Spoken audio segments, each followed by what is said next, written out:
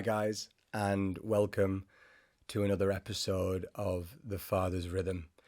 It gives me great pleasure to release these videos, and I'm super excited about how that is changing people.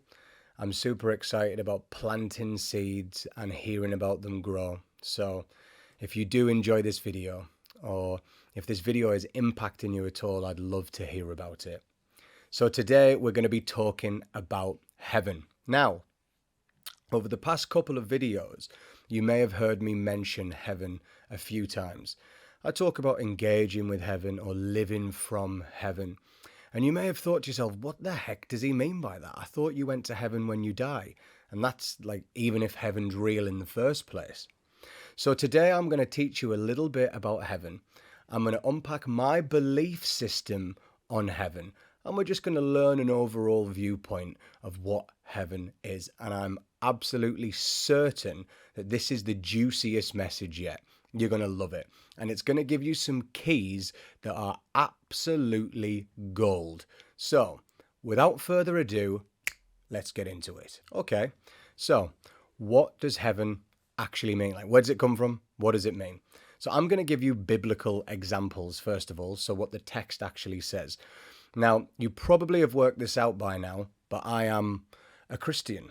In the purest sense of the term, I am an absolute Christian. I believe in the message and the life of Christ and the enlightenment that Christ gives us. So when I'm talking about heaven, I'm going to give a biblical example of what that means. But when I talk about biblical examples, it is my experience. I'm certainly not somebody who's read text and just stopped there. I actually have cognitive experiences of the things that I'm talking about. And that will become apparent more and more and more as the videos go on and I talk about some of the experiences that I have. Because I think it's absolutely so vitally important that we share the truth of who we are and what God gives us in terms of revelation. So, anyway, what is heaven biblically? So the word heaven is actually translated as heights. So heaven equals heights. That's what it means. The English reading that you will read in your King James Version or New Translation, whatever translation you'd read it in, is heaven. But it comes from a Greek word that means heights. So one could say that heaven is a dimension that is above where we are. It is higher than where we are. That it is a realm that is above and higher than where we are.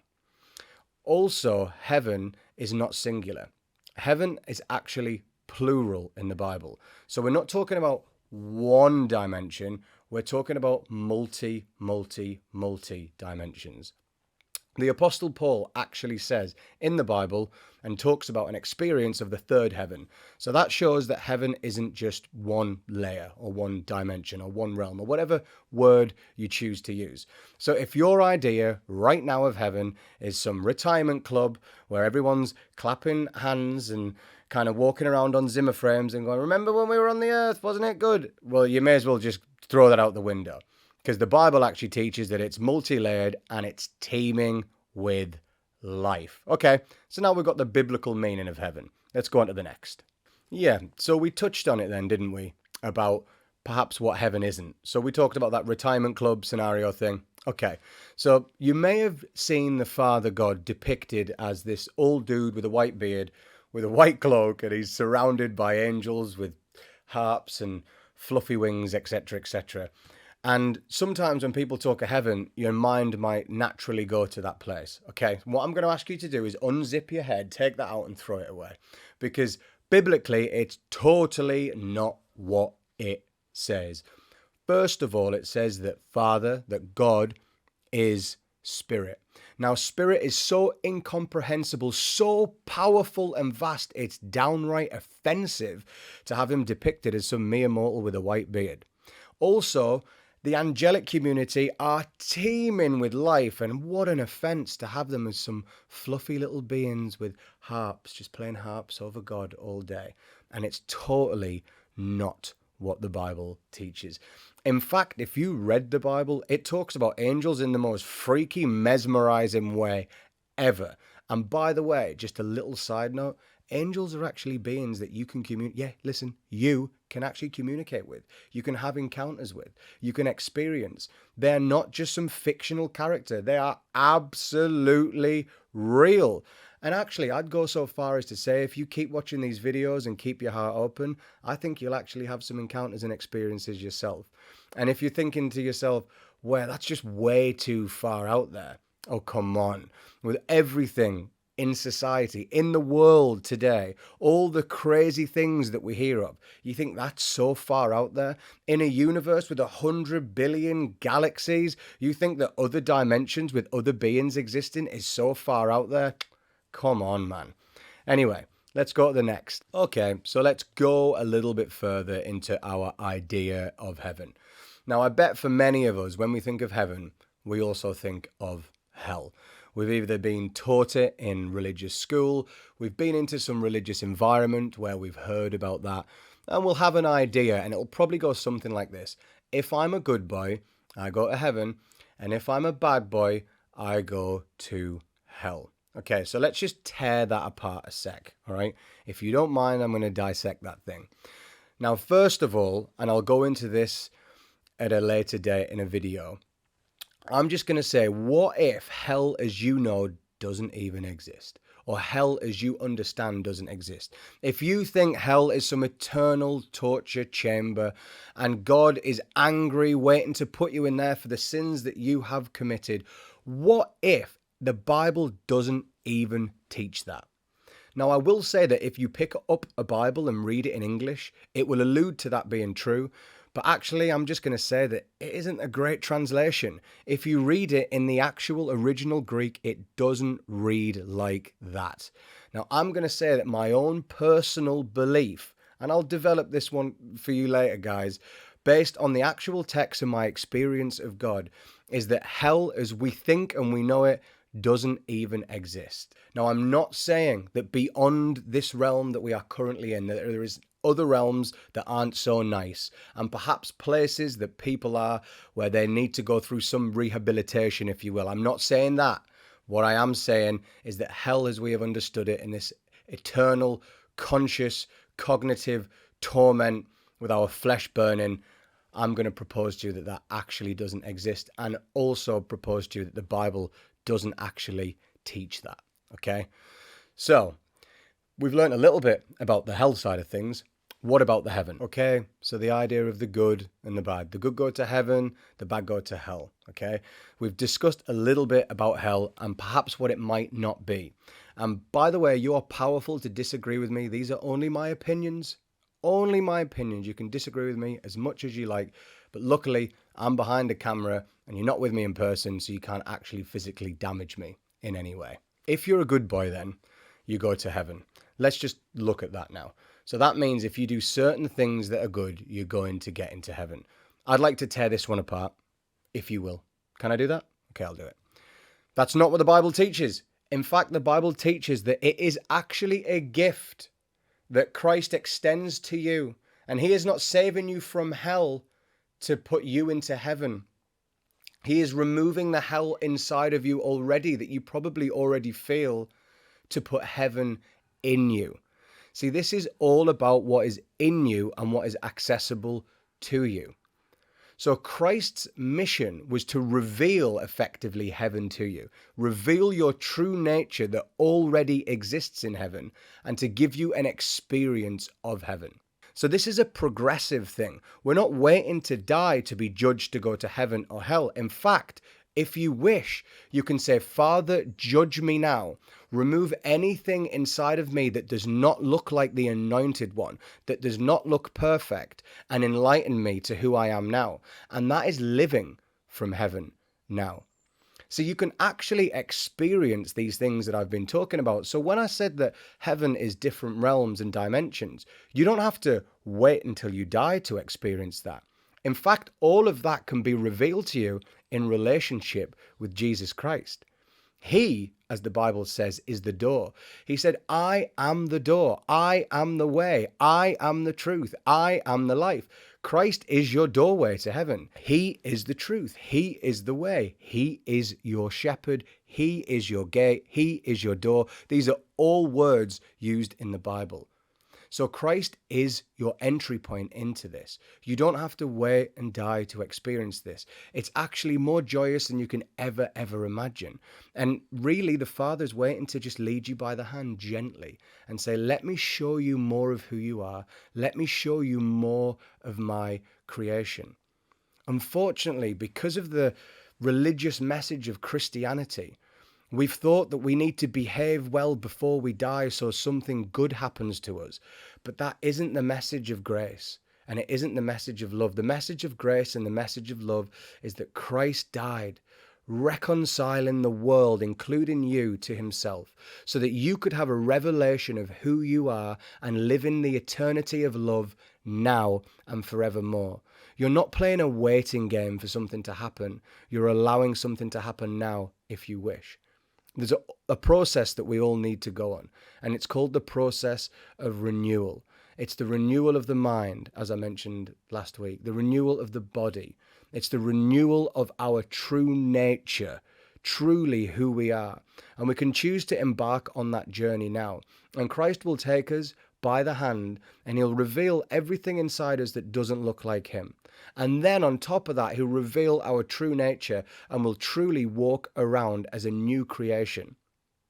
So when you've heard me talk about engaging with heaven, I'm going to talk about that in a little bit more detail. And let's talk about some of the experiences of heaven, and perhaps some of the experiences of heaven that you can have.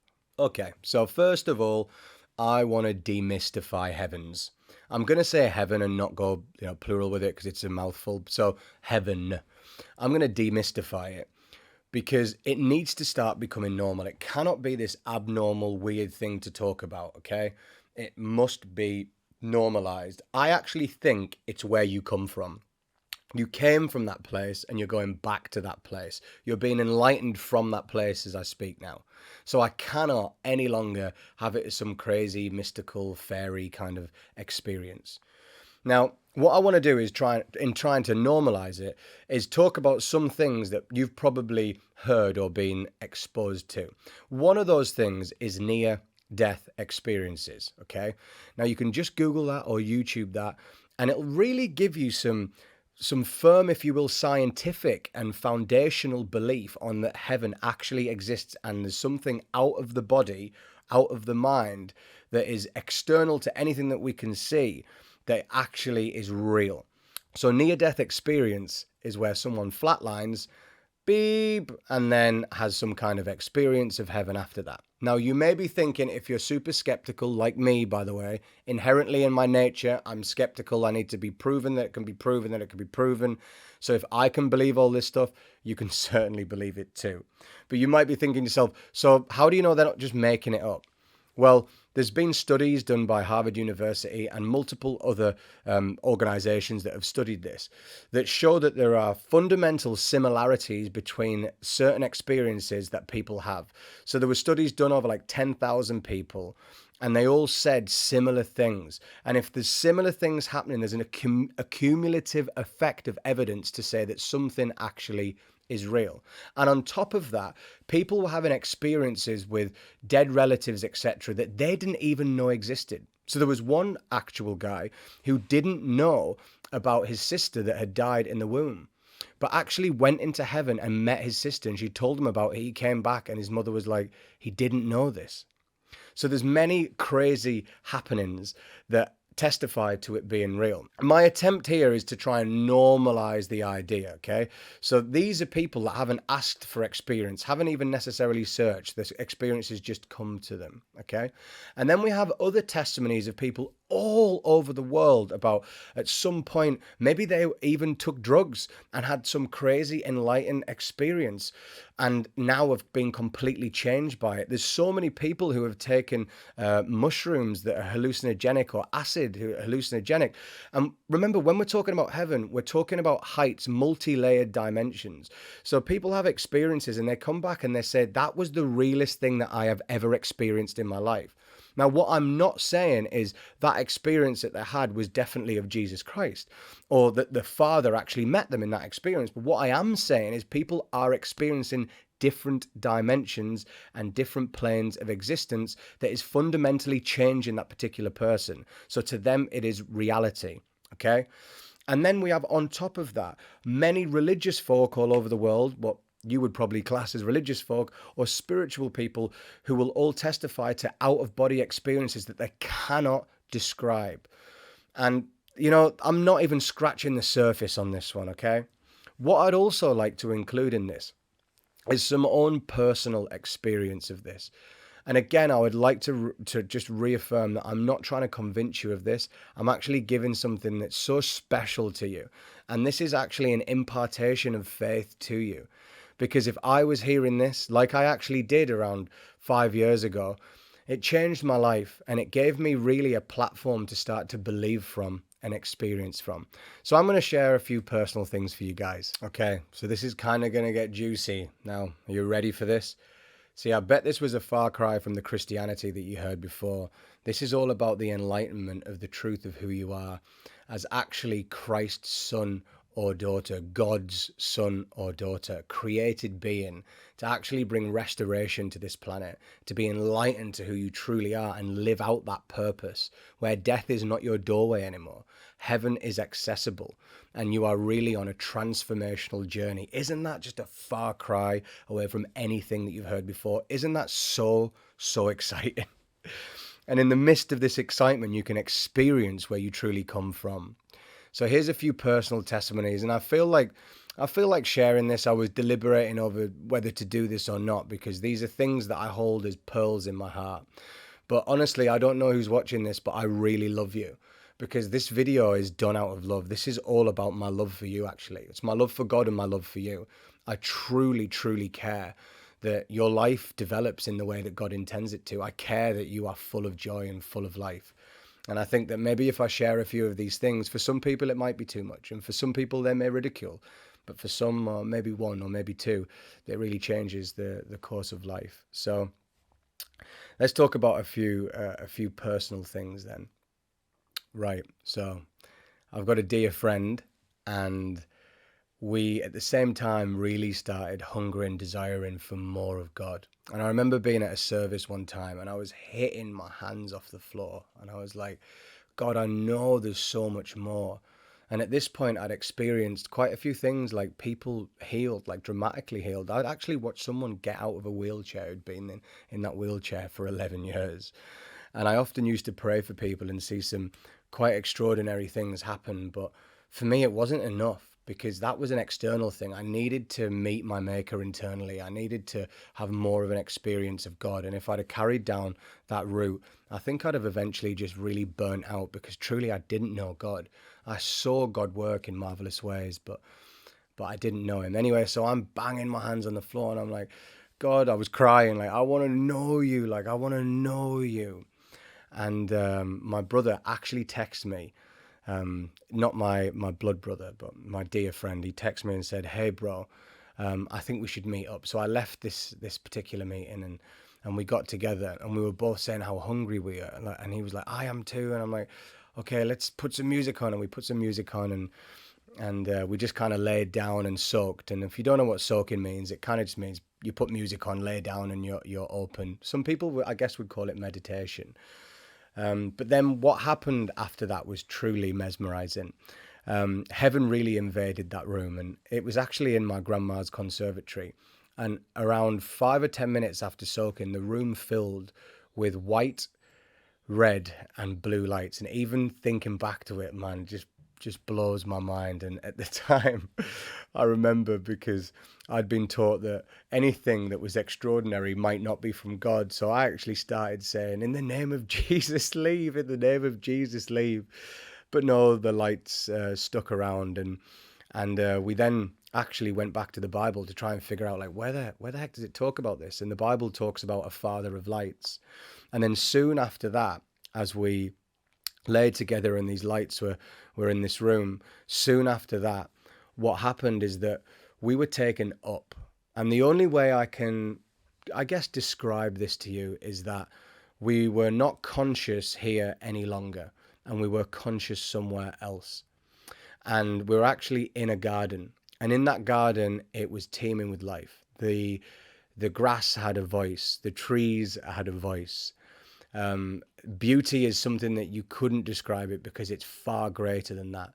More real than anything in this physical realm. And it felt like home. And I guess I could go on and on and on. But this is a place that together actually with this particular brother that I'm talking about, we have experienced on numerous occasions. And really from that place, we've learned stillness and love and abundance.